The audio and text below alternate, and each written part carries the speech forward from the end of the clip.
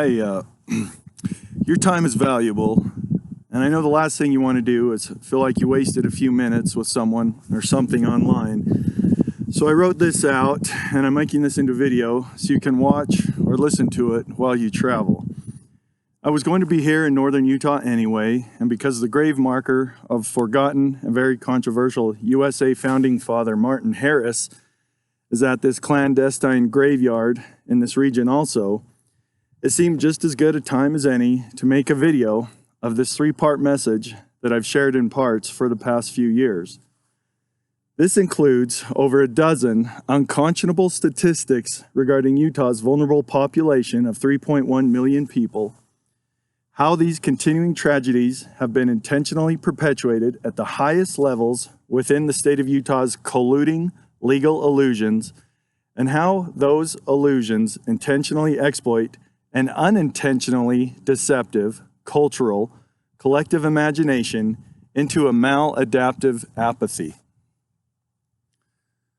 I know those of you that recognize me as a commercial or residential real estate agent along the Wasatch Front will be happy to see this comprehensive three-part message, because this is probably something we've talked about in parts before. Depending on where you're at in your journey and what kind of experience you're looking for in Utah, it's my belief that even though this information about Utah is uncomfortable to hear, I believe many people will receive this as an invitation from one courageous Utahn to another, regardless of what mountain gear you use or where you currently rest most nights or lead a business most days. This is because my clients are people who want to be aware of critical issues like the many I'm about to share, because my clients are interested in opportunities to bring about desperately needed positive change, and they are empowered to do so. I understand that discretion is critical, so please know that any of your interests concerning Utah will be kept strictly confidential until you see fit. If you happen to see this and you're in a place where you want to avoid hearing about critical issues in Utah that are contributing to immeasurable tragedy, then I promise you I am absolutely not the person you should be talking to when it comes to your residential, commercial, or mountain resort needs. It would absolutely not be productive for either of us, regardless of how big or small you think your deal is. I've shared different chapters of this message online for the past few years under the name Vox Chiasmus. That has been me writing something out really quick, then posting it in a forum somewhere for review. As you can imagine, this has opened the door to plenty of levels of criticism. That's probably not surprising to you though, because we all know that the internet has devolved into its current state that is a vulnerability exploiting, stereotype reinforcing, falsely illuminated digital cesspool where nothing is completely what it seems. Most of us know there are many unbelievably wonderful things about Utah. Some include diverse regions offering different extremes of the four seasons, Utah's 5 national parks, mountain resorts, red rocks, teal blue lakes, star-filled skies, hot springs, the vast white salt flat remnant of the ancient Lake Bonneville, and miles of roads and trails to deliver you and your loved ones to experiences that no app imprisoned in a phone could ever be worthy of. Unfortunately though, when it comes to Utah's population, there are many secrets kept from full-time residents, part-time residents, and the rest of the world. These secrets involve many layers of allowed deception at many critical levels of federal offices located within Utah, including the Federal Trade Commission, the CIA, the FBI, and at all critical levels of political, legal, municipal, educational, and media offices within the state of Utah. These deceptive secrets have contributed to immeasurable tragedy for decades for millions upon millions of Utahns. Utah's current population consists of little more than 3.1 million people. It might not have been this way just a few decades ago, but it turns out that apparently just about any human of any age can figure out how to ski, snowboard, ride a bike over a tree-covered mountain, or appreciate the desert heat if they find enough inspiration to do so. If you thought Utah had a reputation for beautiful babies when all of them were from two pasty white, sassafras-sipping parents of European descent, you should see what the bouncing baby population looks like now, with plenty of mocha, cocoa, caramel, and sass in the mix. This greatly improved palette of culture contributes to there being so much more potential for everyone, and everyone continues to discover more potential from themselves because of it. Yet, still, many unconscionable tragedies are allowed to continue by Utah's political, legal, educational, municipal, and media devices. The bulk of Utah's population resides in an area known as the Wasatch Front, where about 2.4 million people are found. This area is in the central region of Utah and comprises 4 mountain valleys with mountains up to thousands of feet tall surrounding parts of them. The populated areas of these 4 valleys get up to about 20 miles wide, and combined together they stretch about 100 miles long. Utah's controversial capital city, Salt Lake City, is right about in the middle of this 100-mile stretch. It's no secret that the Wasatch Front serves as the staging area for diverse and symbiotic industries, as well as having over 100,000 college students at 6 different universities. With the Salt Lake International Airport, the Wasatch Front is also the global jump-off point for the millions of visitors who come from around the globe to visit Utah's intriguing regions year-round. Unfortunately, with the majority of the state of Utah's full-time population residing along the Wasatch Front, this area is also primarily responsible for secret tragedies that have been allowed to go on in Utah for over 100 years. These unconscionable tragedies simply cannot be allowed to go on any longer, and I promise you there are plenty of sources to validate everything I'm about to share with you. I'll try to add links when I can to save you some time. I'll also share my controversial explanation why all this is, how it goes back over 220 years, as well as some additional resources.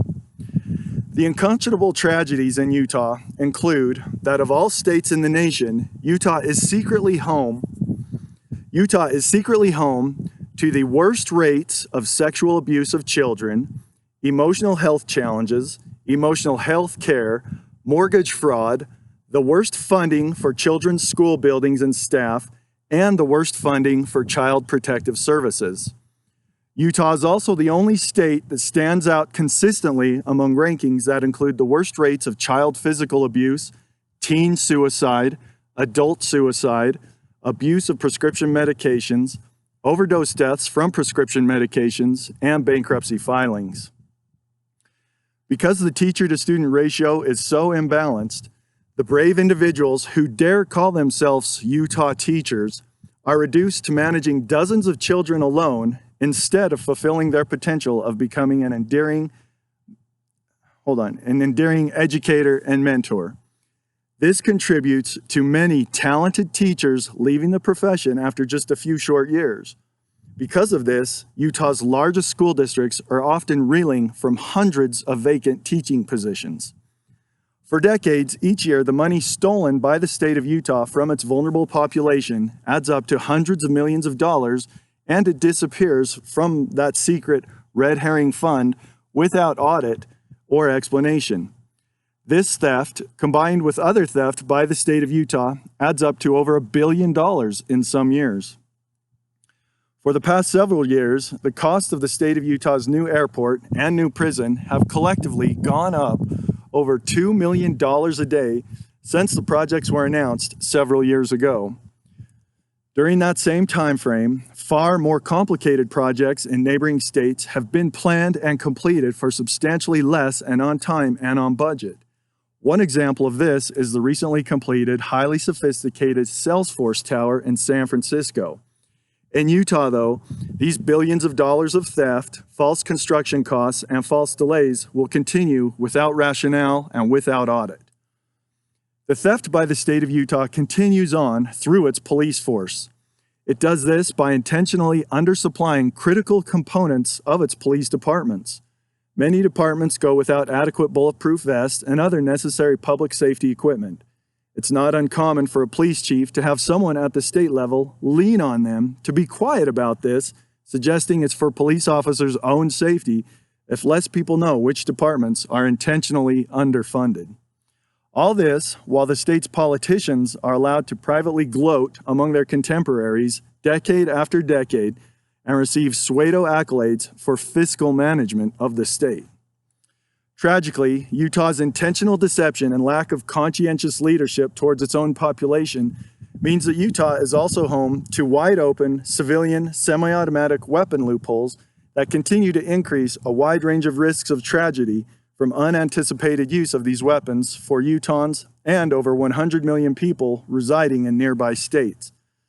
These loopholes have been allowed to be so wide open that if you see a car with a Utah license plate sitting in a grocery store parking lot or even on the side of a playful neighborhood street, and another car with a license plate from Utah or any other state pulls up alongside it, piles of civilian semi-automatic weapons and ammo can be traded for cash during a quick meetup after being arranged on a number of well-known websites and without any state or federal ID verification required.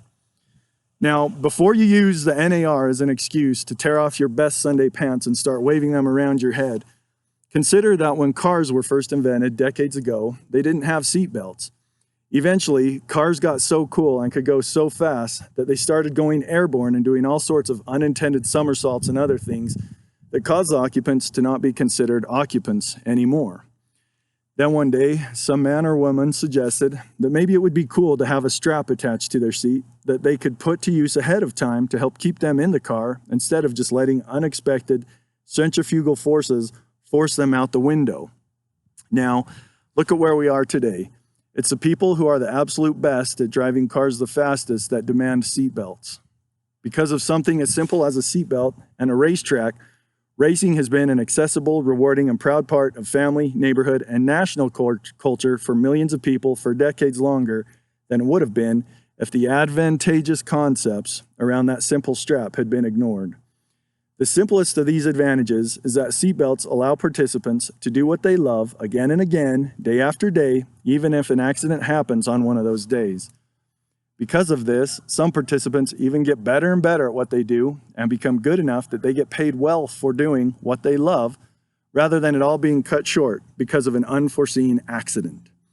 Without seatbelts, engines, tires, suspension, aerodynamics, drivers, and tracks never would have evolved to what they are today, and racing culture in all its different glories would never have existed. Another culture that is far from glorious and that has also been allowed to go neglected is that of Utah's homeless population. Remember, homeless adults were once innocent children too, with hopes and dreams just like the rest of us, but for one reason or another out of their control, they became homeless. Unconscionably, in Salt Lake City each year, anywhere from 70 to 120 bodies are collected from Salt Lake City's frozen streets. Numbers about how many of these bodies were allowed to be a child or a young adult are hard to come by. Remember, these are the same Salt Lake City streets that dozens of warm but empty ecclesiastical buildings occupy. When it comes to another kind of apathetic poison as a byproduct, on many days, millions of people along the Wasatch Front inadvertently ingest poison instead of air while breathing. This is because Utah hosts a consistent ranking among states for the highest rates of lung cancer caused by air pollution. Now, I can tell you where to be to minimize or prevent this if you find yourself drawn to the Wasatch Front and preferring air instead of poison. But in that, I can't help but point out the irony that has been allowed in Utah, in that while every year thousands of people move to the Wasatch Front to play outdoors, their air monitoring app actually tells them to stay indoors over 30 days a year because of the poison outside. Even more deceptive, those people occupying critical roles in all of Utah's state offices continue to ignore the public's need for air instead of poison by secretly advancing something called the inland port, which, given the state of Utah's intentional deceptions and lack of responsible management, will add thousands of sources of the most critical airborne poisons to the most critically affected areas of the Wasatch Front. As an advocate and ambassador for this market, and as someone who breathes 24/7, I'm fairly certain that the availability of air instead of poison is critical to any real estate market segment when it comes to maintaining desirability, productivity, recreation, and anticipated value. However, factoring complicated observations like these isn't something that has been taught in Utah schools for decades, so it makes sense that Utah's current, educated in Utah leaders have failed to see these critical challenges. Maybe if, for the past few decades, Utah's financial allocations included schools and mentors, Utah's current and past politicians would be able to understand that if the Great Salt Lake is actually just a lake and not a vast ocean for airborne poison to dissipate out over like other cities next to oceans have.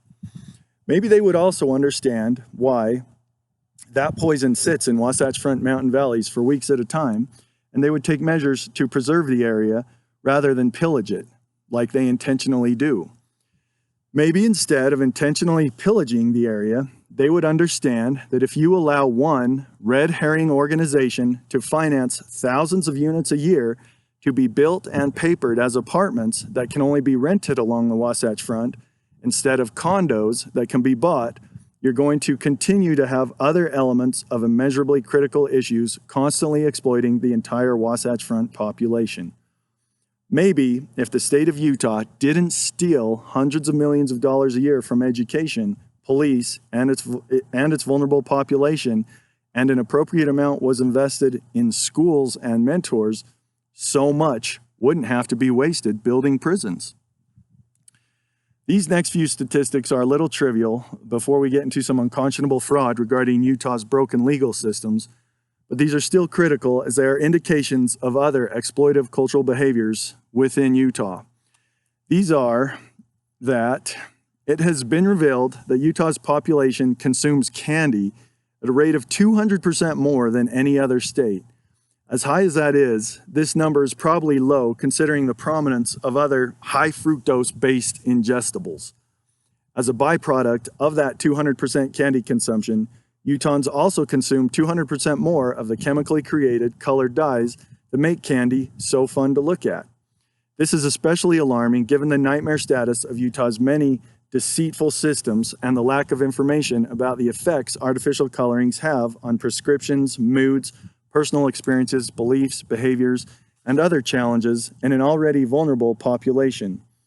Is it really just a coincidence that violent crime spike during the times of year that artificially colored candies and treats are most prevalent? It's very uncomfortable to consider how many people may be in prison from violent crimes they committed as a result of the combined effect of the illusions of the internet, different cultural expectations, prescription medications, airborne poisons, artificial candy dyes, and other oversights that may have temporarily altered their reality beyond their grasp. Maybe some or all of these effects played a role when in 2016, Utah's Governor Gary Herbert and the Utah Governor's Office of Economic Development used taxpayer cash as part of an economic development program to fund a deceptive tech startup whose sole purpose was to put 15,000 Utahns out of work.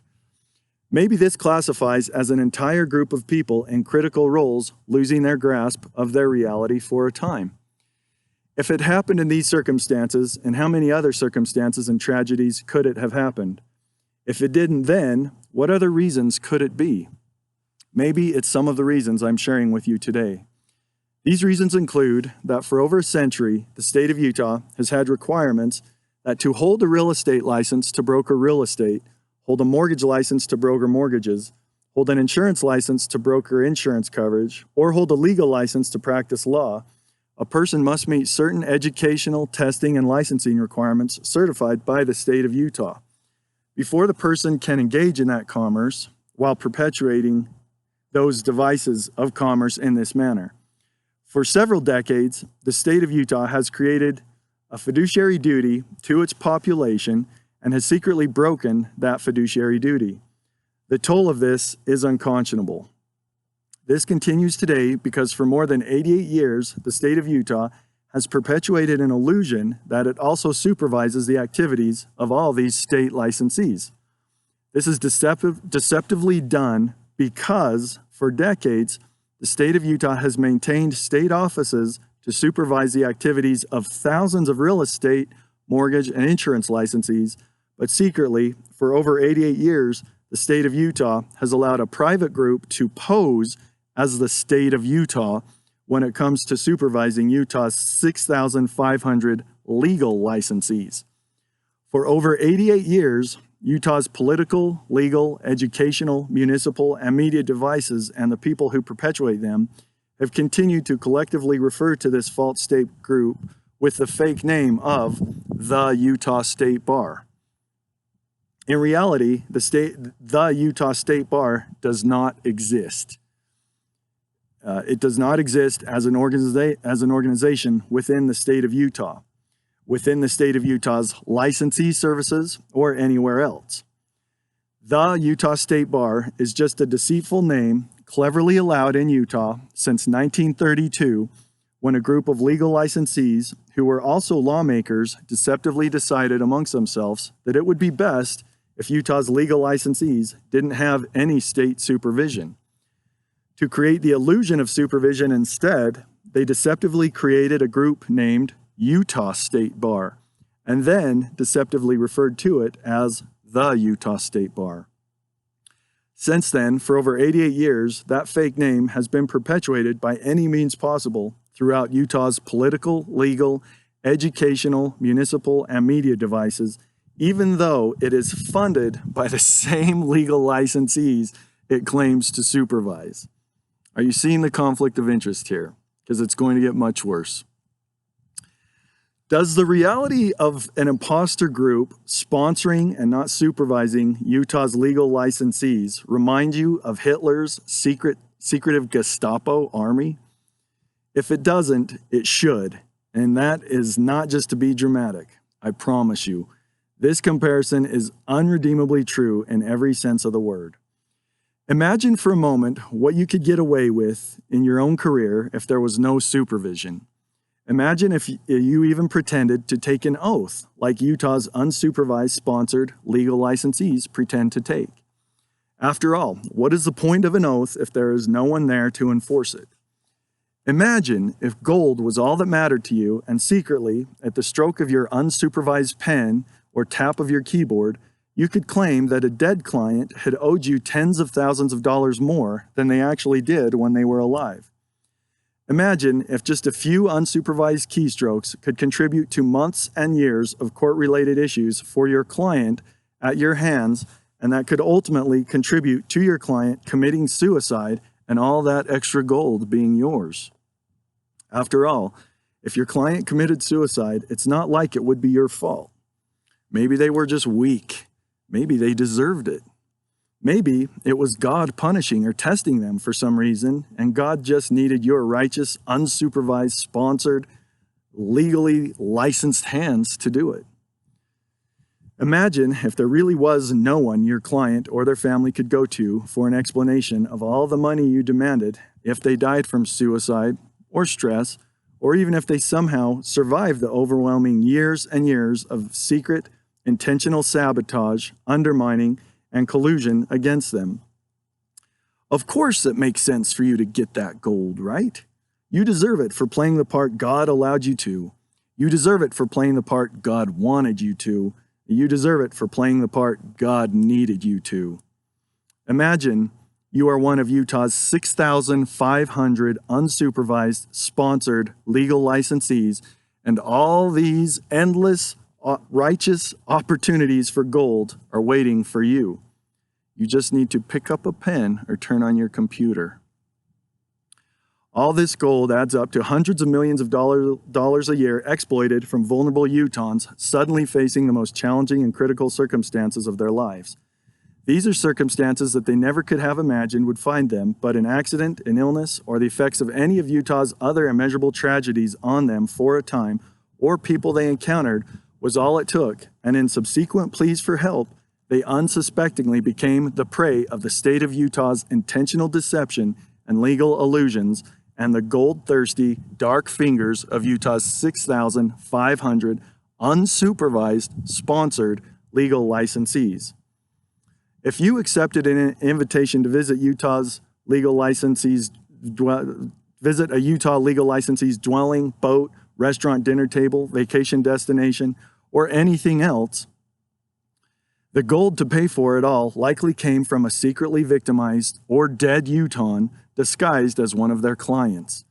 It's uncomfortable to consider how many unsupervised, sponsored Utah legal licensees' families unknowingly rest their heads each night on pillows paid for with gold from the pockets of a dead client's child.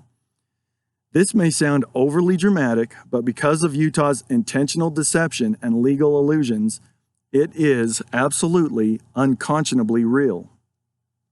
If someone tries telling you that this is all a dramatization, an exaggeration, or an oversimplification, and that the Utah Supreme Court supervises Utah legal licensees, then they are probably an unsupervised, sponsored Utah legal licensee trying to cover their tracks.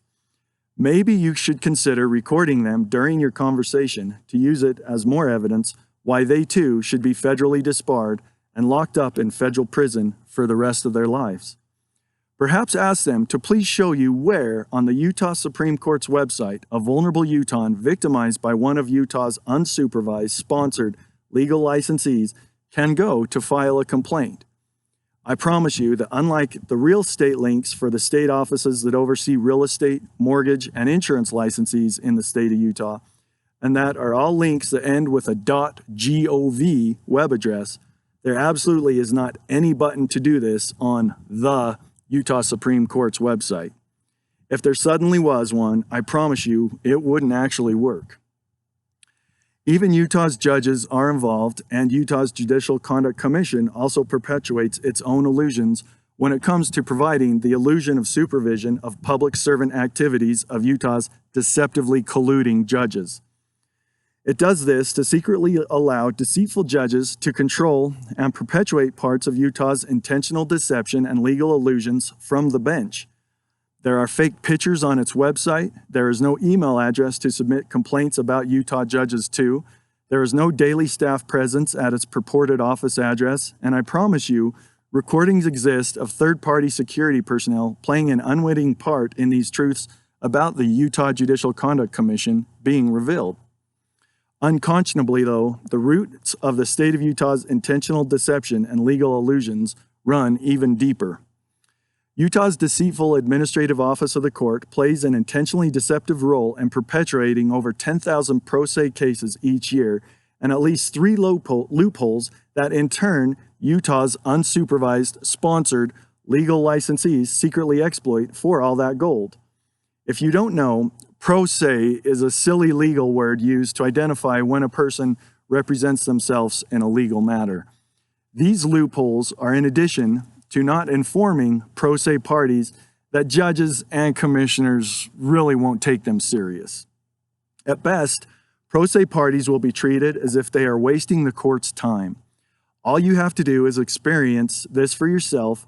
All you have to do to experience this for yourself is attend any case or listen to any courtroom audio involving a pro se party. You'll see right away that it's almost as if the judge or commissioner is following an interrogation script designed to break the pro se party down and otherwise secretly manipulate them. This unredeemable, dark tactic is to prevent the pro se party from asking questions or making other statements that may be recorded on the court audio and require the court to deviate from its intentional secret methods of exploitation on behalf of the unsupervised, sponsored legal licensees involved with the other side of the case. Of the 3 more secretive loopholes, one allows Utah's unsupervised, sponsored legal licensees to make unredeemably false claims to the court about a vulnerable pro se party without submitting any evidence to support those false claims. Further, the corrupt administrative office of the court only requires Utah's legal licensees to claim to the court that the pro se party was made aware of those false claims, but does not require Utah's unsupervised, sponsored legal licensees to submit any proof of this delivery by them, such as a signature or a tracking number that is normally required in other critical delivery matters. Because of this loophole, unredeemably false documents about pro se parties have been secretly initiated with the judge or commissioner for months and months without pro se parties ever knowing about them.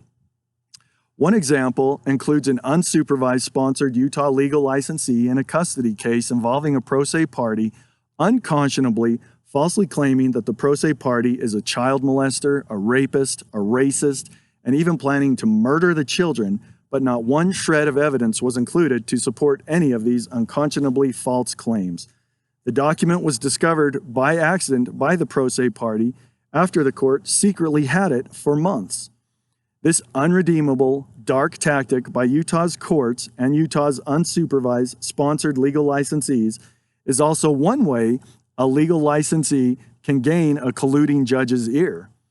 This is also a tactic a legal licensee can use to signal to a colluding judge or commissioner that they are willing to fully participate in the intentional deception and secret legal illusions allowed at the dark hands of the state of Utah.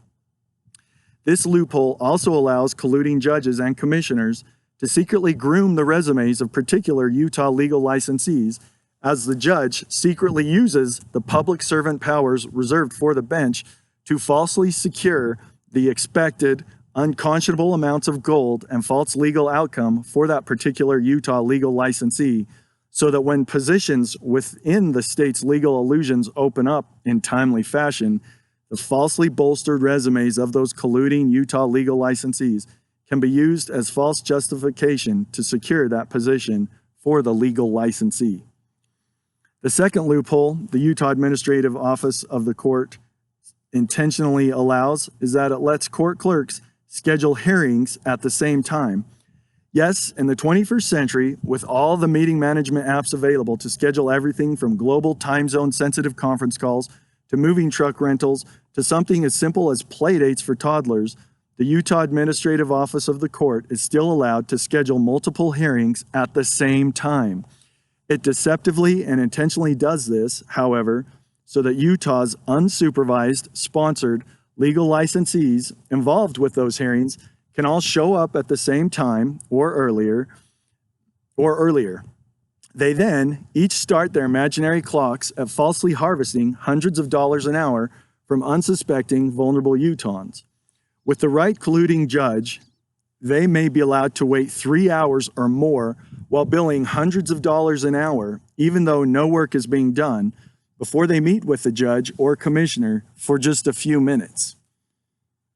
If the colluding legal licensee deceptively claims to the judge that they are unprepared for the hearing based on something the judge suggests, the colluding judge will order the whole process to be repeated for them under the illusion of yet another hearing.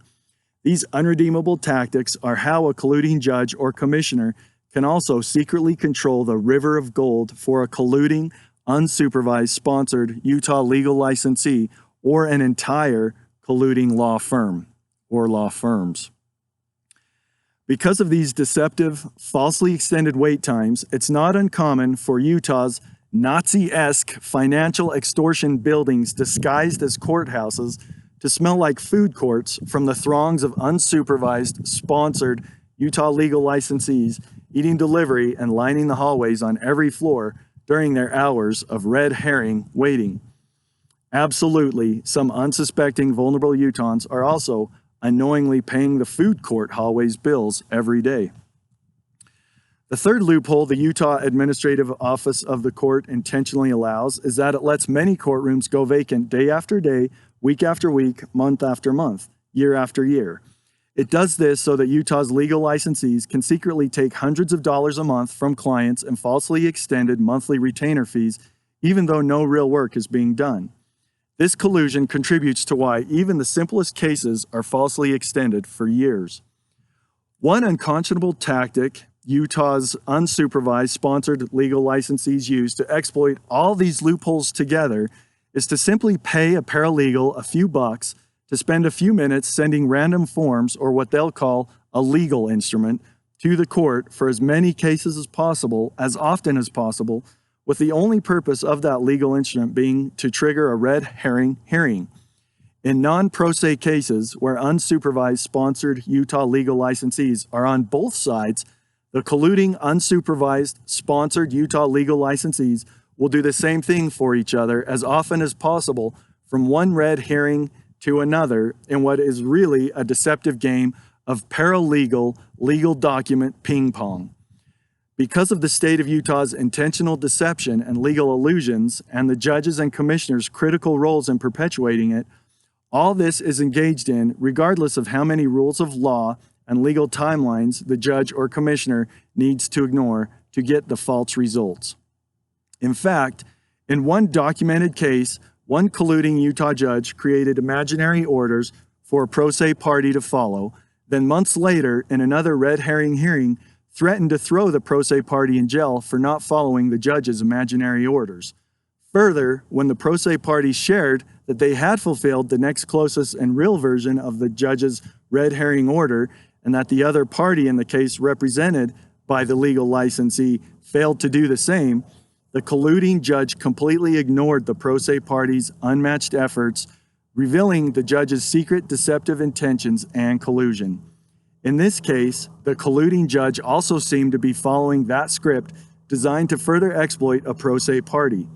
Several legal professionals acknowledged the judge's unconscionable, unexplainable behaviors, yet the Utah Judicial Conduct Commission failed to acknowledge them. It's important to note those legal professionals were not legal licensees.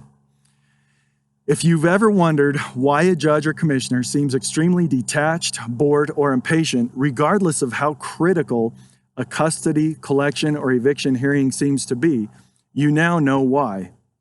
It's because that judge or that commissioner knows it's all the same, rehashed, scripted, gym class theatrics of the state of Utah's intentional deceptions and legal illusions.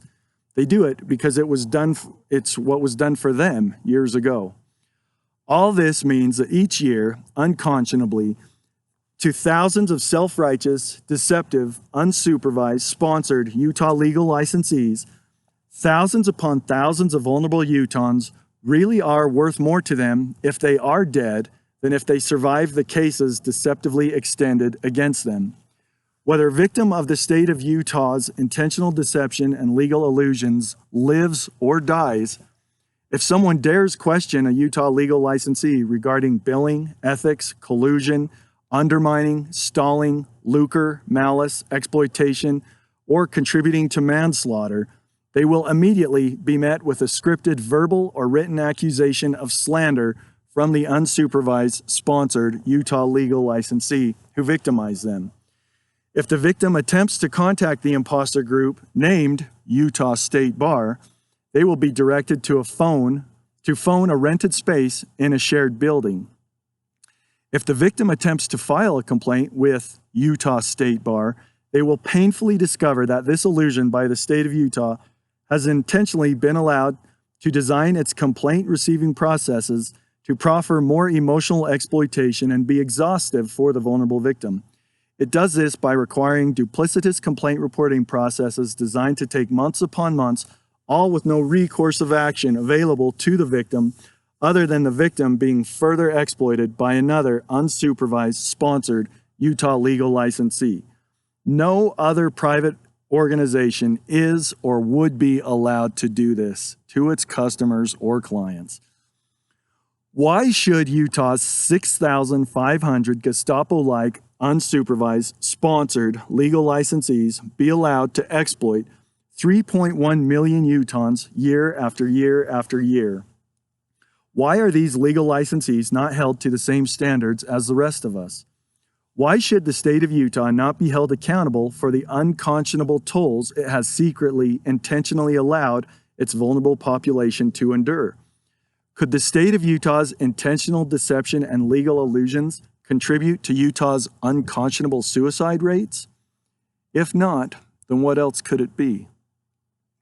For this unconscionable corruption in the state of Utah, you can thank every Utah governor, every member of the legislature, every attorney general, every law school dean, every law school professor, and every sponsored, unsupervised member of the Gestapo-like corrupt group allowed by the state of Utah to pose as a state organization and be known as the Utah State Bar when its real name is just Utah State Bar. For all them have kept these trillion-dollar illusions a secret for over 88 years. Personally, I would also like to thank Gary Herbert, Sean Reyes, the Utah Administrative Office of the Court, Spencer Cox, well-paid staff members of that nonprofit group allowed to pose as a state organization known as the Utah State Bar. Shout out to you, Janine Timothy, and the deceitful, unconscionable Gestapo of sponsored, unsupervised Utah State Bar members and pillars of destruction, Allison Satterley and Virginia Sudbury of the deceitfully named Loves Organization, Nicholas Gottwald, Spencer Ricks, Patricia LaTulipe, Richard Plen, Jay Barney, the sponsored unsupervised Utah Judicial Conduct Commission, and sponsored unsupervised Utah Judge Robert Faust, in addition to every member of the Utah Supreme Court, for contributing in their own unconscionable ways to these discoveries about Utah's legal illusions that have been thoroughly documented with courtroom recordings, courthouse documents, and other methods from various sources, including deleted tweets. Shout out to you, Dean Warner, at the University of Utah's S.J. Quinney College of Law. With all these unconscionable tragedies being allowed to continue today, should the federal government declare a state of emergency in Utah? Should they force everyone in Utah's political and legal illusions to resign? Should they begin mass legal proceedings against them and set up a temporary state government until replacements can be selected and procedures put in place so this cannot happen again? Absolutely. Is that going to happen? Absolutely not. This is why part of my message to Utahns is that no one is coming to save us in this. This hell on earth is our island. Because of that, it's up to us to find solutions amongst ourselves and from the private sector so we don't get exploited by the state of Utah's intentional deceptions and legal illusions any longer. This is going to continue. These solutions have to come from us, okay? So before you pick up the phone and call what you have been taught to believe is an attorney, perhaps simply call the other person. Don't text them. Make sure they are aware of all these legal illusions and corruption. Explore ways you can find solutions between yourselves so that you both can survive and thrive. If someone like Bill Gates can be exploited for years by Utah's intentional deception and legal illusions, imagine what can happen to you for the next few years. Your life, this moment, your loved ones, your neighbors, your co-workers deserve your attention instead of the state of Utah's gold-thirsty, dark-handed exploitations. Besides, there are lots of attainable new solutions to all these issues and unconscionable statistics, and they can be explored, attempted, and implemented as we keep these conversations going. In Utah, where the collective imagination of Mormonism is culturally present, these conversations of healing include that over the past few decades, parts of Mormonism have continued to reveal themselves as hidden, dark roots that unconscionably include substantial components of Mormonism, secretly camouflaging parts of a tax-free corporation with over $100 billion at its fingertips. Before we review some of these parts, and while this may seem unconscionable for an ecclesiastically represented tree, remember that for one reason or another, there are still inspiring, brave, dedicated, believing, strong, courageous, exceptionally unique navels of Mormonism that against all odds continue seeing the bright sunshine and are reaching for it in dynamic, beautiful ways those branches of Mormonism could never suspend. Know that in this clandestine tree trunk is a part, though, that very secretly owns Utah's NBC TV affiliate, KSL Channel 5, the regional channel's heavily trafficked NBC-affiliated website, and it controls Utah's two newspapers known as the Salt Lake Tribune and the Deseret News. When it comes to Utah's media, this tree trunk, or the part of this tree trunk, also maintains high levels of shaded control over Utah's other network TV channels and media. So, whenever you see something on TV or online or on a soul-devouring billboard in Utah, and there are thousands of them that have been allowed to go up everywhere that need to come down, I suggest boycotting companies that advertise on billboards so the billboard companies will finally go away and we can have the heart and soul of our communities back instead of these abhorrent, disgusting, unconscionable messages blasted every 50 feet. But just know that when you see one of these media messages, it is absolutely highly likely that it's the clandestine part of this ecclesiastically represented billion-dollar tree trunk that is secretly doing the talking. Know that this part is also the largest land controller in the region.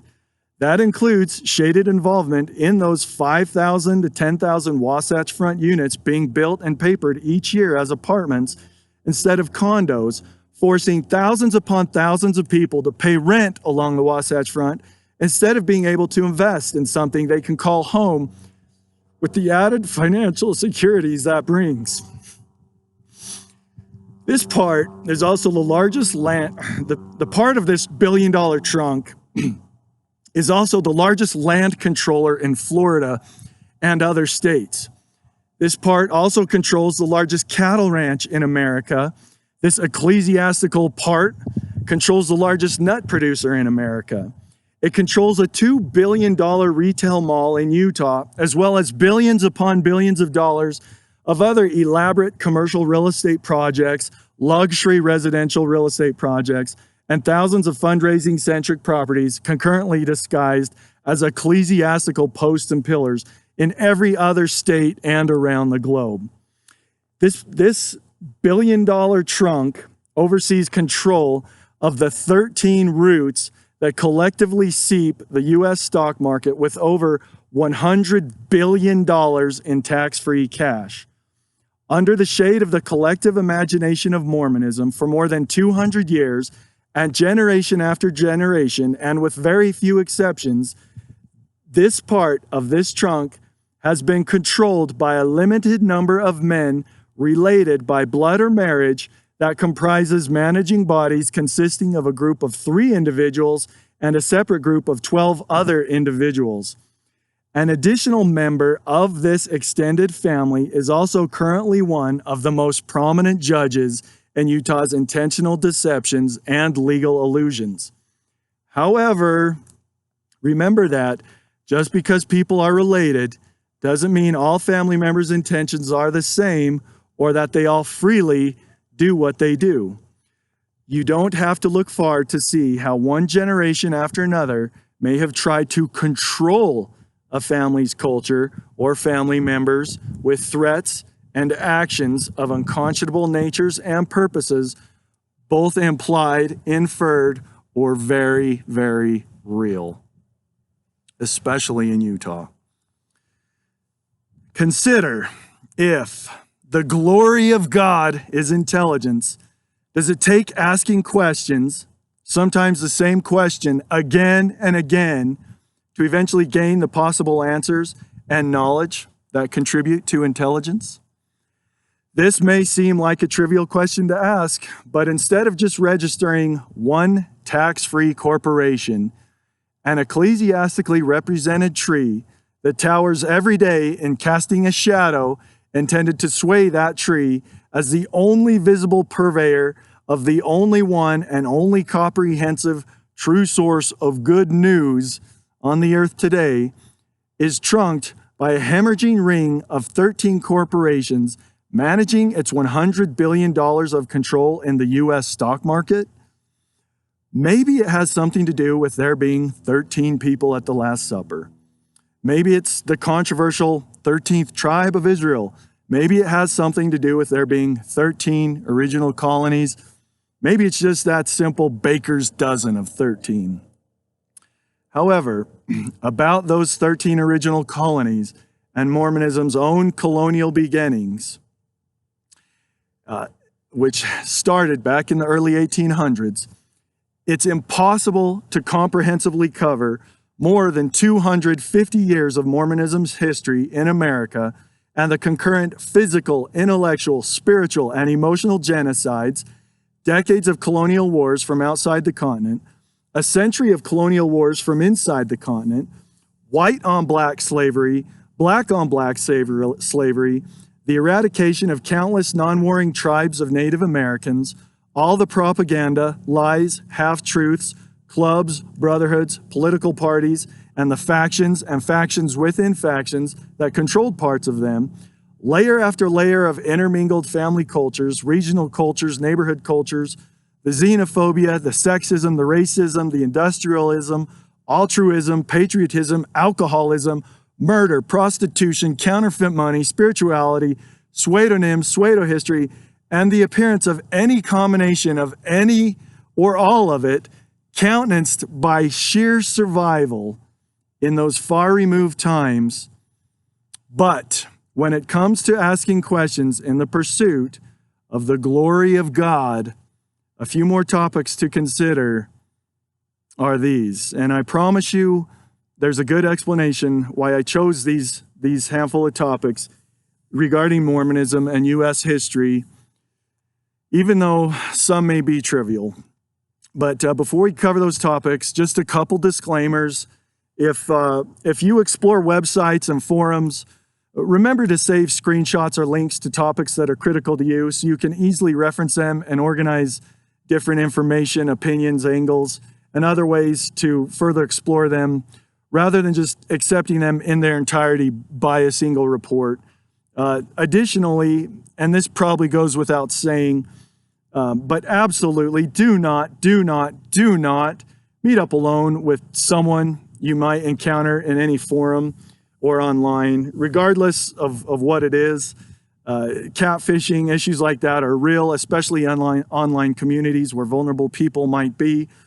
Keep any in real life meetings to public places where video camera security is visible and working. Involve others and keep where you came from, where you're going, and how you're traveling to yourself, just for good measure, until others' identifications and intentions are understood and completely acceptable to you. Also, if you are currently consigned to being an ambassador for Mormonism, or you have a loved one who is an ambassador for Mormonism, and they happen to be in a vulnerable area, consider sharing this message with them discreetly so that you can decide what course of action might be best to keep them safe in what might be a time of transition for how others around the world view Mormonism. Additionally, if that time of transition happens and affects audiences of the record-breaking Book of Mormon musical, then I am sincerely sorry to everyone involved with that production for the challenges these changes may bring to you, but I have no doubt that you have absolutely recognize it could be worse, especially in light of the real challenges millions of others face in the state of Utah and continue to face. To those who may be angry at Mormonism for all this, don't go burn down Mormonism's buildings or vandalize them. Those buildings can and will be put to good use should the banner of Mormonism be replaced with something less victimizing, more inclusive, and with a broader purpose. For those who are interested, some resources to explore how unredeemable things happen can be found online in a presentation by Dr. Nadine Burke-Harris. That presentation is titled How Childhood Trauma Affects Health Across a Lifetime. This inspiring presentation reveals years of risk, courage, sacrifice, and painstakingly detailed research on the part of the tenacious, brave, dedicated doctor.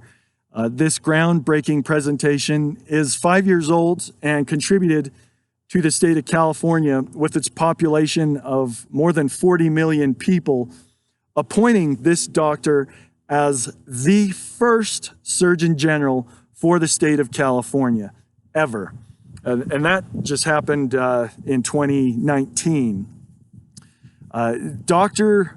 Burke-Harris outlines in that presentation that in many cases, this trauma is perpetuated from generation to generation, regardless of scaled cultures or demographic, because for many, apathy over time makes it easier to just sort of stay sick. And we all know that sickness spreads. We all know that sickness can be healed with an informed approach. Dr. Nadine Burke-Harris risked decades in the discovery and revelation of this life-saving, immeasurably rewarding approach that you will discover in that presentation. Again, the title is How Childhood Trauma Affects Health Across a Lifetime.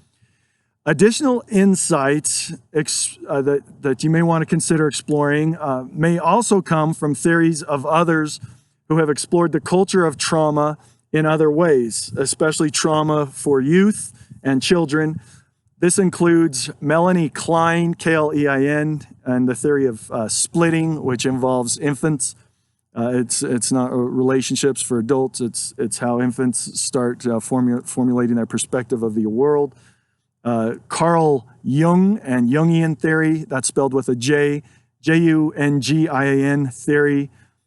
Paul MacLean, the triune brain, Triune brain theory, as well as the topic of confirmation bias. Now, just exploring these ideas are going to give you just a wealth of knowledge. If, after all, the glory of God is intelligence, it will give you a wealth of intelligence. No doubt, though, that Dr. Burke-Harris's Herculean efforts have solidified beyond imagination the foundations of the intended purpose and goals of all these theorists that I mentioned. So some of these topics and questions and reports about Mormonism and U.S. history to consider, and some of them are going to sound trivial, but I promise you it's part of a greater explanation. But some of these are that history reveals that George Washington, Benjamin Franklin, Paul Revere, John Hancock, and other controversial founding fathers who are lesser known were the contributing pillars of a brotherhood that was the USA's guiding hand throughout colonial times. By the early 1800s, this guiding hand began to make plans to save the failed colonial USA. History reveals that only 15 states were formed in the U.S. between 1786 and 1791. Only 10 more states would be formed during the next 20 years. After Missouri in 1821, only one state would be formed during the next 24 years. The connotations of domesticated colonies in the U.S. had actually given way to domiciled conspirators, and it had been that way for decades. The several countries that already claimed the western lands of the continent continued to supply warring Native American tribes with guns, ammo, and probably plenty of alcohol and lies too. Because of this, attempts of westward expansion through and into the interior of the continent were met with slaughter of old and young in open displays of unconscionable violence. The colonies had lost the battle for the continent and would continue to divide with the Civil War on its doorstep. As a reminder of how unpredictable moment-to-moment life was back then in the early 1800s and so far removed from us today, remember that the only light switch was a match to a lantern. And words like microwave, refrigerator, freezer, faucet, water heater, car, hospital, insurance, 911, telephone, phone, and all their modern meetings of today that we're familiar with didn't even exist yet. Two, for one reason or another, for the past several decades, secret spiritual new names proffered within Mormonism that are portrayed as being singly unique to each male or female consignee on any given day have been revealed to follow a predetermined monthly schedule and are not actually unique at all. On any given day, all males and all females consigned to that ceremony, held numerous times in particular buildings around the world, receive the same male or female name predetermined for that day. And those names are available online, and I'll try and share a link with that. Three, history reveals that what is regarded as the first vision occurring exclusively to Mormonism through the boy Joseph Smith actually has similarities to over a dozen reports spanning more than a decade of similar experiences represented as being proffered from other individuals. Some of those individuals have very, very close ties to the beginnings of Mormonism. 4. The Book of Mormon is the title of the 1830 publication proffered as occurring exclusively to Mormonism through Joseph Smith as an adult. Of the hundreds of thousands of titles published before the Book of Mormon, including books like Gulliver's Travels, Robinson Crusoe, The Last of the Mohicans, at least 4 other lesser-known titles have been revealed to have more similarities to the Book of Mormon that came after them than any other titles compared in all the history of literature, even after that time. Keep in mind, these titles were published up to 26 years before the Book of Mormon. 5. History claims the translation process of the Book of Mormon involved one of 2 different rocks being placed in a hat, a white rock or a black rock, and looked upon by the translator or the translator wearing a breastplate with a set of glasses attached to it. The breastplate was discovered along with a sword, a sphere-like compass, and the gold plate pages of the foreign language engraved Book of Mormon. With either of these 3 translation processes, the gold plate pages of the foreign language engraved Book of Mormon only had to be in the room with the translator, while one of a limited number of scribes sat behind a makeshift curtain and wrote words that were orated by the translator in relation to that translator's view of one of the rocks in the hat or through the glasses attached to the breastplate. Joseph Smith, as a man, is purported by Mormon history to be that translator, occurring at sometime after the year 1820.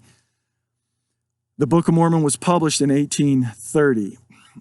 Along with Oliver Cowdery, Martin Harris, and John Whitmer, Mormon history also claims that Joseph's first wife, Emma, served as one of the limited number of scribes for this unique process. 6. In 1778, England's Captain James Cook discovered Hawaii. Even though he was from England, he was also a member of that ocean-spanning, courageous, wise, talented brotherhood that the founding fathers were pillars of. Although Cook was killed in a fight with some islanders about a year after discovering Hawaii, which were originally named the Sandwich Islands, after a member of his crew, Cook and his men were first revered with an immortal godlike status among the islanders. And because of that, Cook was immediately aware that polygamy was prominent throughout the islands and played a substantial role in the original King Kamehameha conquering the Hawaiian Islands and bringing it under one kingdom. Decades later, polygamy played a prominent role in Mormonism. History reveals that throughout Mormonism's beginnings, 2 different people regarded by Mormon history as playing critical roles exclusive to Mormonism demonstrated publicly sentiments towards Captain Cook, even though their time was decades after his. One of those people sometimes used the pseudonym Captain Cook to avoid being discovered. The other wore an amulet that had belonged to Captain Cook. 7. A yacht built in Salem, Massachusetts was eventually traded to a drunken proxy king of Hawaii. That proxy king was the son of Island King conquering King Kamehameha. One of Kamehameha's wives assumed rule of the island kingdom upon his death, but the queen let the son maintain the proxy title of king. One can only imagine what cultural heirlooms, treasures, scrolls, and legends the drunken proxy nubile king may have traded for that yacht that came all the way from Salem, from Massachusetts.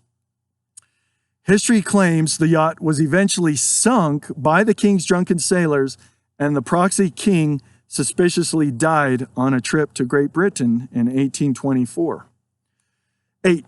Of the 3 witnesses of the Book of Mormon, Oliver Cowdery, Martin Harris, and David Whitmer, and the 8 witnesses, Christian Whitmer, Jacob Whitmer, Peter Whitmer Jr., John Whitmer, who was Whitmer's son-in-law, Hiram Page, Joseph Smith, Sr., Hiram Smith, and Samuel Harrison Smith. Those who weren't murdered all eventually left Mormonism, but for one reason or another did not deny what they had claimed about it or their role in it. Note that most of them were related, if not all, by blood or marriage. 9, history reveals that the pursuit of legends and stories about hidden treasure was very common in colonial times and in Mormonism's history, and included different methods of potentially locating the treasure. Some of these methods back then involved sticks, others involved rocks. One search led to a house in Salem, Massachusetts. This, however, was more than a century after the Salem witch trials. That search involved Joseph Smith and some associates. Number 10, history claims that around 1837, Joseph proffered information in a public message stating that the moon was inhabited. He used specific numbers when he described what has become known as the Moon Quakers. 11, Mormon history claims that 24 angels visited Joseph over a period of several years, including biblical figures, in specific and certain sequences of names. 12, around 1833, at the age of 28, Joseph secretly organized his own militia and bodyguards. 13, Joseph was murdered in 1844 within weeks of publicly announcing he was running for president of the United States. The U.S. was comprised of 26 states at the time. 14, history reveals that of 10 siblings, Joseph and 3 brothers were murdered during the 3 decades encompassing Mormonism's beginnings, basically the years 1820 to 1850. Of these 4 Smith brothers' deaths, parts of history claim that all were murder, yet only 2 are proffered as murder by well-publicized Mormon history. Alvin Smith died on November 19, 1823. His death occurred after a peculiar illness and within days of receiving the wrong medicine from a doctor who was not familiar to the family. He was 25. Brother Hiram was 23, and Joseph was 17 at the time of Alvin's death. They, however, would be murdered 23 years later on June 27, 1844, at the ages of 44 and 39.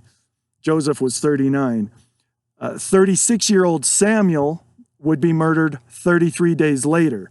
His death left only one living Smith brother due to another Smith brother named Don Carlos dying 3 years earlier in 1841, supposedly from malaria.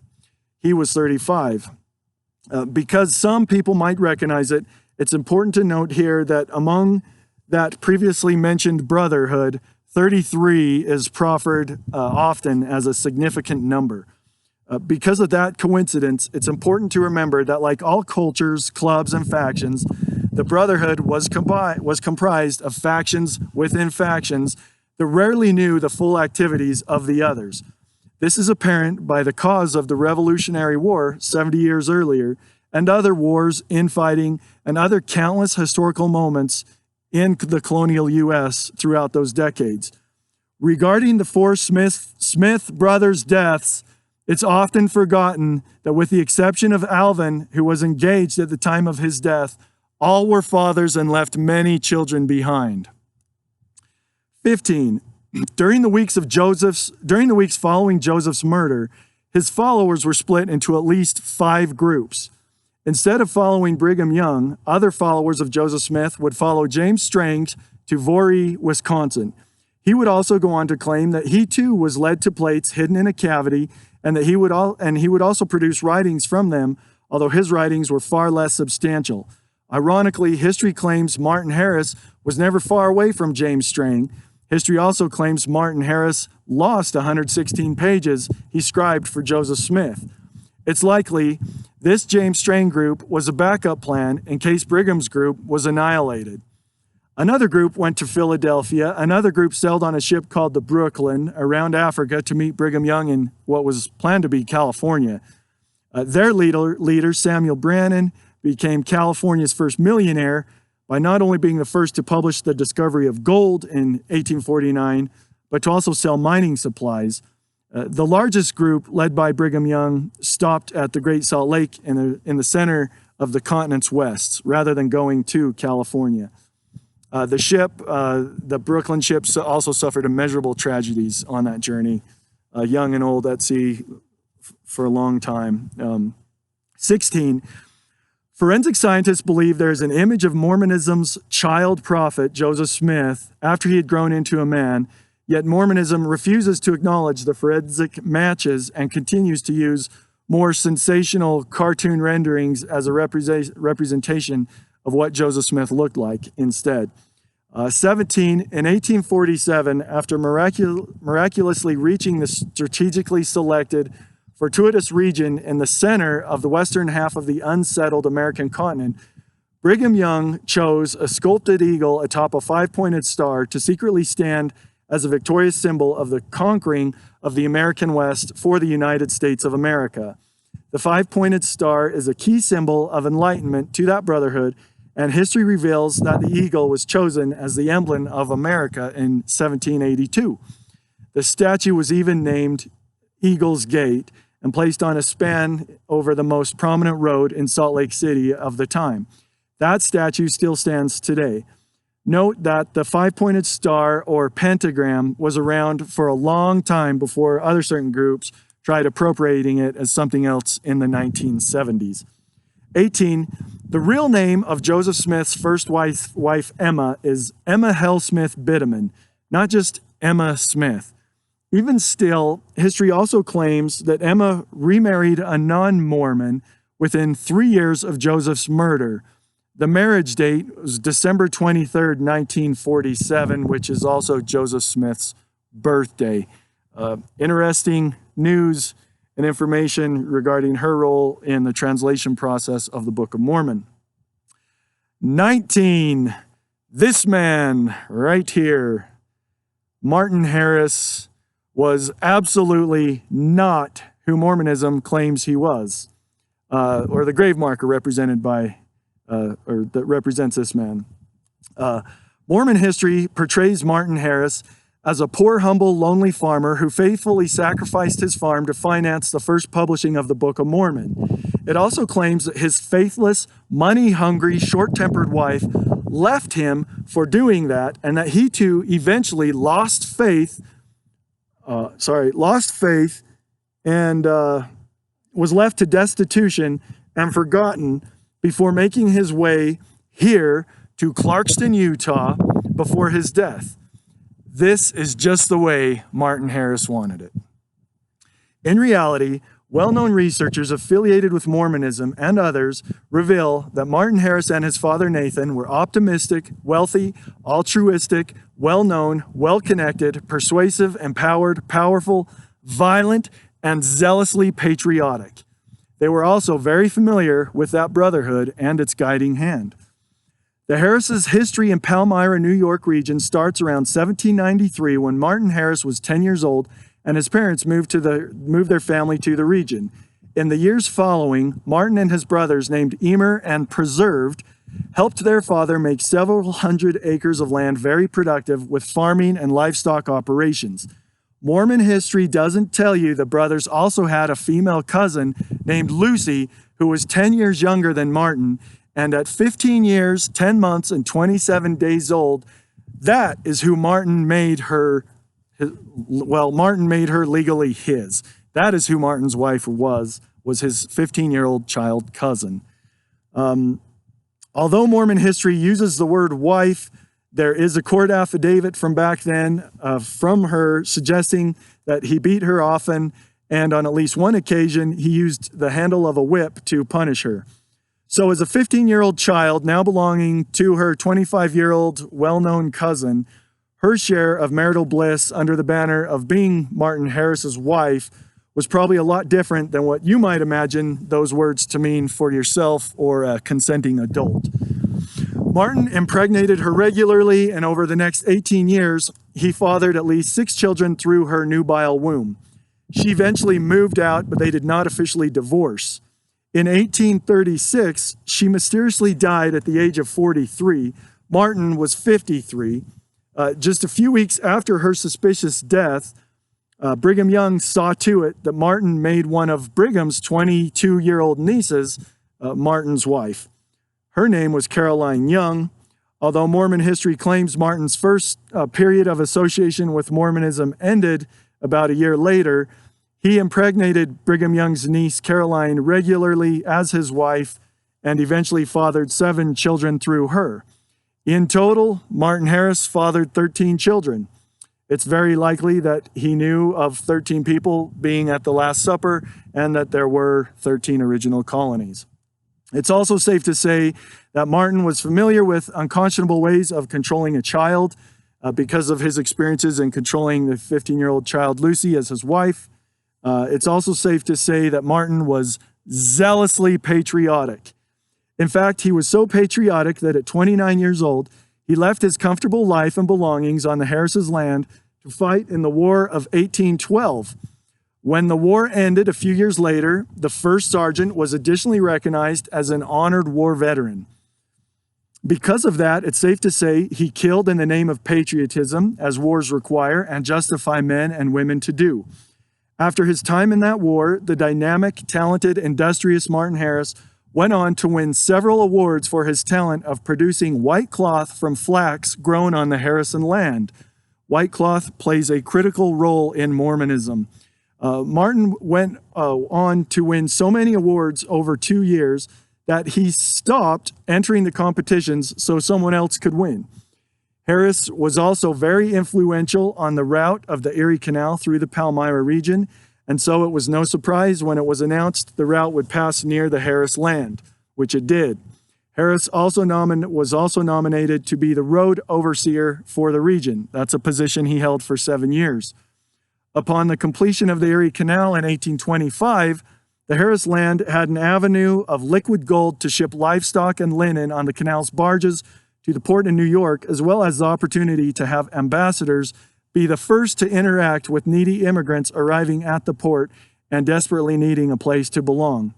Any colonial immigrant at the port back then would have been extremely grateful for the opportunity to travel inland on a returning canal barge to the Palmyra region in search of work or other promises greater than what seemed to be immediately available in the hemorrhaging port area full of people and goods of all types and ages. The American labels of some of them were years old, and on others, they were only minutes. In fact, the colonial Erie Canal played a secret critical role in making New York the global icon that it is today. Prior to the Erie Canal, New Orleans, Philadelphia, and Boston were substantially larger ports. Ironically, although it was 23 years after the Harrises made their claim in the Palmyra region, like Martin Harris was, the boy Joseph Smith was also 10 years old when his family moved there after having moved around the New England region, at least 7 times in his first 10 years. For them, it was likely the lure of the to-be-built Erie Canal and the work opportunities it would bring that bravely brought the still-growing family with 7 children to the Palmyra region. The children's ages ranged from 18-year-old Alvin at the time to, keep in mind, this is 1816, to Don Carlos, who was just weeks away from being born. Aside from the brothers, there were also a couple sisters and another sister who would be born after Don Carlos. It was barely a year after the Smiths reached Palmyra in 1816 that the approvals, financing, and secret 363-mile-long golden pathway of the to-be-built Erie Canal had finally been squared away and construction began. The Smiths were able to secure a primitive cabin within 1 mile to the south of the route of the Erie Canal. The Harris land was on the other side of the route of the Erie Canal, and the Harris homes were less than 1 mile to the north of the canal route. Martin's influence in the region's commerce, politics, and community was absolutely undeniable. Although the Harrises were wealthy, Martin would also find time to convince locals to donate money that he claimed was to help the Greeks fight the Turks. There are also some fascinating reports involving Martin about other supernatural things involving a deer, a candle, and more. Keep in mind that Martin Harris was 15 years older than Alvin, 17 years older than Hiram, and 22 years older than Joseph. With all these brothers of working age for the time, and Martin's involvement in the Erie Canal and the roads in the region, it's highly likely that within weeks of the Smith family and its many sons moving to the region and the construction of the Erie Canal on the horizon, Martin was well aware of the Smith family, yet for one reason or another, conflicting reports within Mormon history claim Martin didn't become aware of the Smiths until a decade later and after the Erie Canal was complete. How is it possible that a wealthy, well-connected landowner who employed many workers from the area and who was also the road overseer of his primitive colonial region could not have been aware of a large family living less than 2 miles from his own home for more than a decade?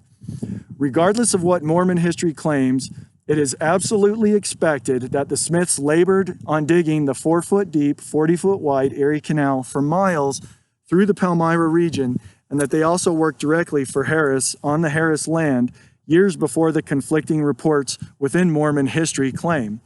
If not, the 8-year-long canal dig passing within a mile of their residence and them not working on it would completely betray the parts of Mormon history about the Smiths being hardworking and industrious, although like Father Smith, although the father of Joseph Smith and the family suffered from being self-destructively naive.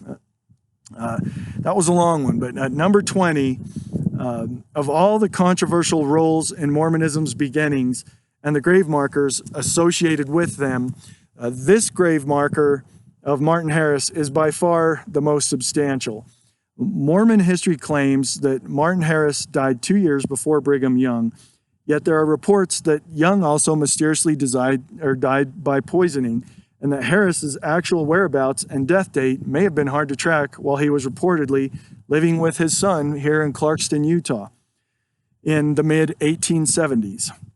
Brigham Young's grave marker is a simple bust and stone about this high, and it's pretty much all but forgotten in Mormonism's exquisitely manicured downtown courtyards of Salt Lake City. Although Mormon history claims Joseph Smith had over 26 angels appear to him, his grave marker is shared with Hiram and Emma. He doesn't even have his own grave marker. Notice that also if you look at that grave marker, the Emma's name is listed as Emma Hale Smith. The bitumen is left off it. So Joseph doesn't even have his own grave marker. It's just one slab of granite shared with Hiram and Emma. For many years, until a couple years ago, there's the outdoor amphitheater, which is actually right here, just a little bit to the south. Maybe I can try and spin this and get you a shot of it. But for many years, this amphitheater hosted an annual summer performance titled Martin Harris, the Man Who Knew. This stately obelisk is typically something that brotherhood reserves to mark the grave of a nation builder. For Martin Harris, the man forgotten within Mormon history as the humble farmer who lost faith, compared to the child prophet who had 26 angels visit him on his way to becoming a man prophet, with all of Mormonism's exclusive claims, peculiarities, and disparities, is it safe to say this is a substantial discrepancy in grave markers? Number 21, on July 21st, 2016, someone within Mormonism secretly set up 13 sequential domain names for the 13 organizations that control Mormonism's $100 billion in the U.S. stock market. Although Mormonism is an ecclesiastically represented tree, that $100 billion puts the financial part of that tree of Mormonism among the top 3 largest corporate cash reserves in the U.S., and in front of Apple, Amazon, Ford, Oracle, and others. Maybe the reason the CIA, the FBI, the FTC, the IRS, and local offices of other federal agencies don't compel the IRS to tax Mormonism as a financial organization instead of allowing it to be a tax-free ecclesiastical organization is because, as far as certain parts of U.S. interests are concerned, Mormonism is higher on the food chain than all of those organizations combined. Like the millions of people culturally subjected to the collective imagination of Mormonism, as a child, I also graduated 4 years of Mormon seminary that runs concurrent with grades 9 through 12 for 3 to 4 hours a week during a school year. During that time, I also sat alone at over 200 weekly Sunday meeting sessions lasting at least 3 hours each week. This is over a period of 4 years. When the time came at age 19, after being a river guide in Alaska for a summer, I allowed the collective imagination of Mormonism to send me for 2 years for a region in the southern United States to share the collective imagination of Mormonism with residents there. Each year, this is something done by tens of thousands of children turned young adults who are subjected to the collective imagination of Mormonism. They are organized from groups of a few hundred down to pairs, subjected to the demands of monthly ingress and egress. Like the others, as a child, I also saved up prior to that time so that I could pay the hundreds of dollars that would be required each month. Like many children, my actions during that time were based on familial, cultural, neighborhood, and regional cultural impressions. Throughout this time, I was dedicated to the cultural cause that had endless questions with no answers in sight, including a few nagging concerns about the story of the child Joseph Smith. It seemed the man Joseph was trying to say something that the child Joseph hadn't been able to. While in the South for those uninterrupted 2 years, it became apparent that parts of Mormonism were careful not to publicly differentiate between those who actually go to Sunday meetings every week, year after year, and those names that get on the roll for just a few weeks. That contributed to an awareness of propaganda as time went on. Only at that time, it seemed it was just an awareness of details and a willingness to talk about them with those that would listen to me. It didn't take long, though, for me to be looked down upon by my contemporaries and for not avoiding certain requirements in the pursuit of numbers that could be broadcast, or for questioning certain parts of stories or details in images the collective imagination of Mormonism didn't see. It's obvious now that just like parts of Mormonism controlled that side of the narrative about certain parts of Mormonism, other parts of Mormonism control the narrative about parts of what they secretly like to call or say is anti-Mormonism, or that is for ex-Mormons. Online chat rooms branded as ex-Mormon forums tout thousands upon thousands of subscribers, although many of those subscribers are actually just bots. I know this because, true to the internet's deplorable state, you don't have to look far within online forum communities to eventually find a source for fake subscribers or users. Yeah, even your favorite celebrities' account managers do fake subscribers for them, even though they probably don't need it. But while these forums may seem like safe educational resources on the surface, many real users there aim to vanquish the online presence of any user who does not appear to be a self-destructive, reckless, offended, gay person full of vitriol and hatred towards the charlatan, the necromancer, the pervert, con artist, Joseph Smith, the man.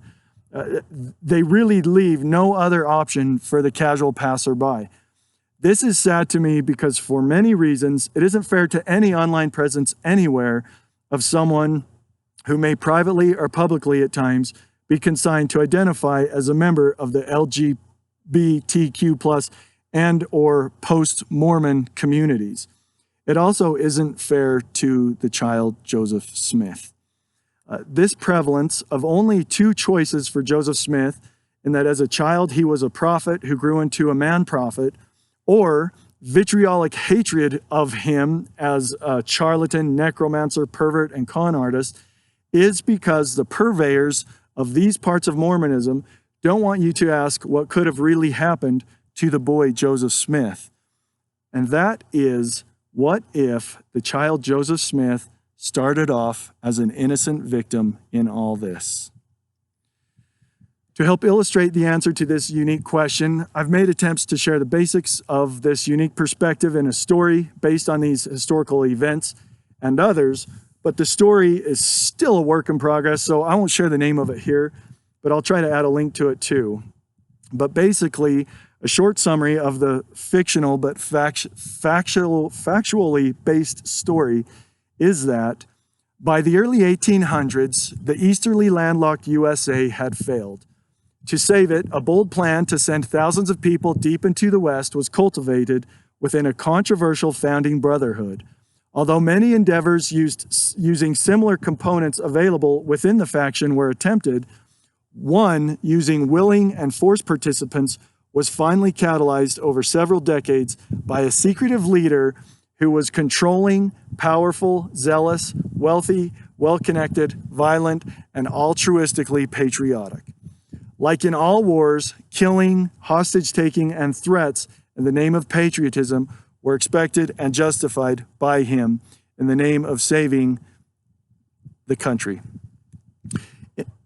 1816 was the year grooming began on 18-year-old Alvin Smith to be the voice of the faction's altruistic plan. Alvin was too headstrong, though, and within just a few years, the faction's leader selected the much more impressionable third youngest 14-year-old boy in the family named Joseph instead. As Joseph approached age 18 and would be privy to what Alvin had discovered about the faction when he was 18, Alvin began interfering with the faction's grooming of Joseph. With no more time to waste, this interference was more than enough altruistic justification for the leader to order Alvin's murder and to use threats of murder on Joseph's other siblings to control Joseph, to do what the faction demanded. At the time of Alvin's murder, keep in mind that Joseph was 17, just a few weeks away from turning 18. His siblings, Hiram was 23, sister Sophronia was 20, Samuel 15, William 12, Catherine 10, Don Carlos 7, and 2-year-old Lucy. His father, Joseph Smith Sr., was 52, and his mother, Lucy Mack Smith, 48, were also unwilling but naive participants and victims. As a child, a young adult, a man, a husband, a father, a brother, a friend, and an eventual polygamist, Joseph Smith's participation in Mormonism was simply out of survival. At age 39, after almost 30 years of survival and the consequences of his own unconscionable choices along the way, when he naively believed his own secret militia and secretly secured funds were adequate, he naively tried escaping the faction's secret grasp and announced his candidacy for President of the United States. This was the last straw in the altruistic plan to save the failed USA. Within weeks of Joseph's naive attempt, the leader of the faction ordered the murder of Joseph, Hiram, and Samuel. If Joseph had somehow seen the way west, it would have been him and his family and their families and so many more instead of faction member Brigham Young, who led the following west towards California. Reaching the Salt Lake Valley and stopping there instead of heading to California successfully paved the way for the USA's armies to claim the West. The countries that previously claimed it and that had used warring Native American tribes to kill previous colonists for them would fall. After the settlement and as colonists were finally able to populate the rest of the West, U.S. states began being formed at a regular pace again. This kept the nation alive amid continued unconscionable internal turmoil and allowed it to survive when the nation collapsed again during the 1860s Civil War. Those who are subjected to the collective imagination of Mormonism today are people whose innocence was exploited when they were far too young to know what was happening to them, just like the girl Lucy Hill Harris and the boy Joseph Smith. Because of this collective imagination, dozens of unredeemable tragedies have been allowed to continue in Utah. Throughout Mormonism's beginnings, and even in recent times, there are clues indicating that parts of Mormonism were never intended to last this long. Maybe these parts are meant to be revealed so that those remaining navels of Mormonism can fulfill a greater role in the Creator's purposes. Perhaps, just like a caterpillar, eventually catalyzes into a butterfly, perhaps that time has come for Mormonism. And when I say creator's purposes, I mean the creator's purposes, not that the creator of Mormonism's purposes. For those victims of these parts of the collective imagination of Mormonism who have made choices over the years that influence lives in more regrettable ways than others, let's remember to allow them or their reputations and or families to have time and space to consider these things for themselves without further judgment. For those victims of Mormonism in global leadership roles who are members of that extended family, let's remember that many of them, past and present, also bravely sacrificed time in the nation's military, in addition to other non-military related and significant contributions to humanity that are only equaled by those contemporaries, regardless of what their motivations are or were, or whether they were forced, inferred, or imaginary. Many people will recognize that this is a great opportunity for the people of Utah to come together and overcome these challenges that have found this physically beautiful, demographically tortured state for almost 90 years. If you are one of them, remember, you are special. As these discoveries continue, let's get back to recognizing childhood for ourselves and the little ones around us. Let's get back to respecting childhood. Of all things, let's get back to honoring childhood for those who are still children and for those whose childhood was silently stolen from them in the beginning, or stolen from them beginning when they were consigned to the collective imagination of Mormonism at 8 years old. Let's acknowledge the tragedies experienced at the hands of the collective imagination of Mormonism. Let's get back to appreciating everything that makes this wonderful moment possible, this wonderful moment of life possible. Hugs, smiles, sunshine, and lots of fresh air are a good place to start, and there's so many more to talk about. Perhaps, maybe even peaceful demonstrations and protests against the state of Utah's intentional deceptions, legal illusions, and exploitation are on the spring of Utah's own horizon now. To Utah's police officers and National Guard, if this happens now or in the future and you are called to respond, my plea to you is to put your weapons down. You and your families are Utahns too. You suffer from the effects of these unredeemable, unconscionable statistics and tragedies and deceptions too. Be the part of the change you want to see for yourself, your loved ones, and your children. Don't fall victim to instigators placed in the crowds to provoke you to violence. I'll also include a link to 20 signs of an abusive relationship so that you can compare how that list might relate to your own experience of being subjected to the collective imagination of Mormonism. Remember, though, that I don't have a Hollywood team to make all this user-friendly and look cool, too, so keep your expectations realistic for now. To end on a provocative note, and as a shout out to all those talented people who I listened to at times as a little kid and even now as a big kid, those people who challenged the unredeemable nightmares perpetuated by the bureaucracies of their own areas and cultures, I'm going to drop a power graph in the form of let's just call it a paragraph. I'll let people who are really good at this stuff call it bars or verses or whatever. But if anything, maybe this power graph will be a good summary, or at least get a few more people to consider the realities of this message and the bright opportunities that can be found in the future. So anyway, if anything, maybe this will be something fun to laugh about, because sometimes laughter is the best medicine. But here we go. This puppetization of a massive population of 3 million by the collective imagination of Mormonism contributes to immeasurable tragedy and the harvesting of hundreds of billions. While the USA continues to look away, I guess everything is back to just being gay, but I'm not going to play. I'm not going to say it'll all go away. I'm not going to waver in this conviction to broadcast a light on this moral dereliction. Merovingian.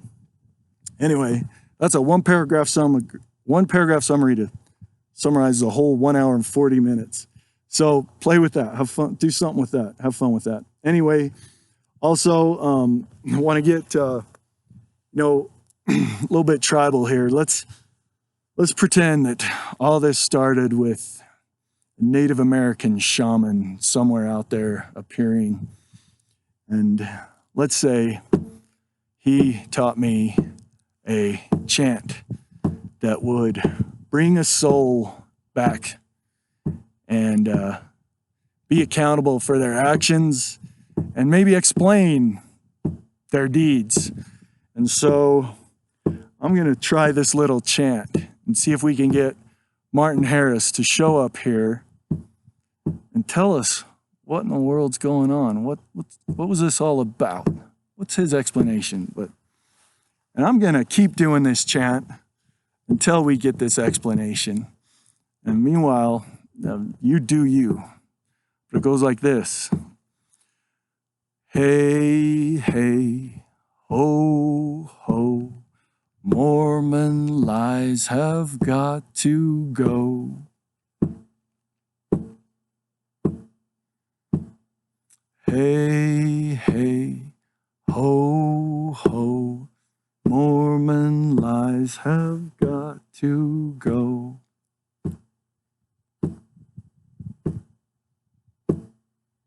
It's not working yet. You know what? I remembered. I'm supposed to use my legs, my chest, my hands above my head, anything I can to make that beat until we get that explanation about that collective imagination of Mormonism. And that these challenges in Utah are met with solutions. And there are a lot of solutions available and a lot of ways to get them started. So I'm going to try to swing around here. Let's see, have a peek of the amphitheater. It's right there. So there's Clarkston, Utah, and the Martin Harris Amphitheater. So let's try this. Let's see if Martin will let us know what's up. Hey, hey, ho, ho, Mormon lies have got to go. Hey, hey, ho, ho, Mormon lies have got to go. Not yet. What do you think? Maybe we need a few more people.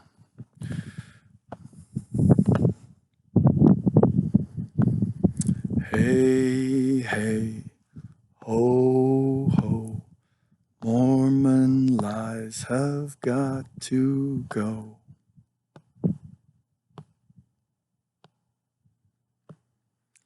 Hey, hey, ho, ho, Mormon lies have got to go.